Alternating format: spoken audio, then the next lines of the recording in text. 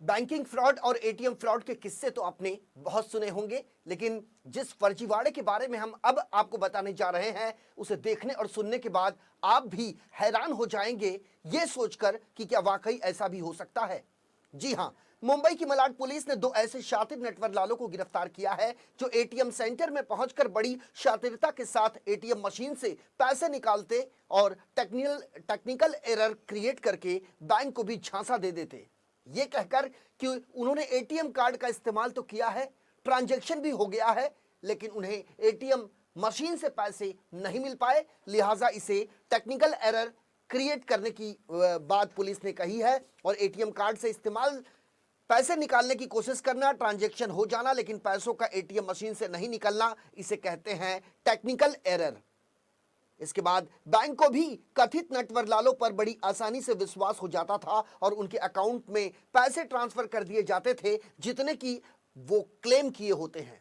लेकिन कहते हैं ना कि पाप का घड़ा जब भर जाता है तो उसे एक ना एक दिन फूटना होता है। इसी तर्ज पर कथित आरोपियों को 3 दिन की कड़ी जद्दोजहद के बाद आखिरकार अंधेरी के एक होटल से मलाड पुलिस ने गिरफ्तार कर लिया है। गौर करने वाली बात यह है कि गिरफ्तार आरोपियों के पास से पुलिस को एक दो नहीं बल्कि 68 एटीएम कार्ड अलग अलग बैंकों के बरामद हुए हैं। इसके अलावा पुलिस ने दोनों आरोपियों के पास से तकरीबन 30,000 के आसपास की नकदी भी बरामद की है। मुंबई पुलिस के जोन 11 के डीसीपी विशाल ठाकुर के मुताबिक 18 अक्टूबर की सुबह मलाड पुलिस को यह सूचना मिली थी कि एक एटीएम सेंटर के भीतर कुछ लोग मौजूद हैं और वो मशीन के साथ छेड़खानी कर रहे हैं, जिसके तत्काल बाद मौके पर मलाड पुलिस पहुंची, लेकिन तब तक ये दोनों शातिर नेटवर्क लाल मौके से फरार हो चुके थे। जिसके बाद सीसीटीवी फुटेज की मदद से दोनों आरोपियों की तस्वीरें निकालकर पुलिस ने सभी पुलिस थानों, होटलों, लॉजिंग, बोर्डिंग, रेलवे स्टेशनों और बैंकों में भेजी ताकि फरार आरोपियों के बारे में कोई ठोस जानकारी पुलिस को मिल सके। आखिरकार पुलिस को कथित आरोपियों का लोकेशन ट्रेस हुआ, जिसके बाद कड़ी मशक्कत कर पुलिस ने उन्हें अंधेरी पश्चिम के एक होटल से गिरफ्तार कर लिया। मुंबई पुलिस के जोन 11 डीसीपी विशाल ठाकुर की यदि माने तो गिरफ्तार किए गए दोनों आरोपी इतने शातिर हैं कि योजनाबद्ध तरीके से ये आपराधिक वारदातों को अंजाम देते हैं। इनका टारगेट दरअसल वही एटीएम सेंटर होता था जहां या तो सीसीटीवी कैमरे काम नहीं करते या फिर जिस एटीएम सेंटर पर सिक्योरिटी गार्ड की तैनाती नहीं होती, उसी एटीएम सेंटर को ये अपना टारगेट बनाया करते थे। इन आरोपियों में से एक का नाम आरिफ खान है जबकि दूसरे का नाम राशिद खान।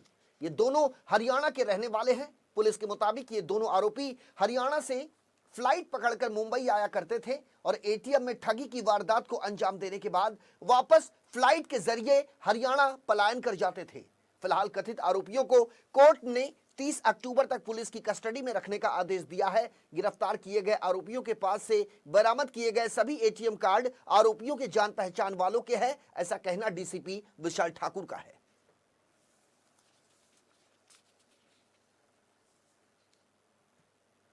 सुबह 3:30 बजे एक इंफॉर्मेशन मिली कि उसमें एक एटीएम में कुछ छेड़छाड़ करते हुए दो सस्पिशियस लोगों को देखा गया है।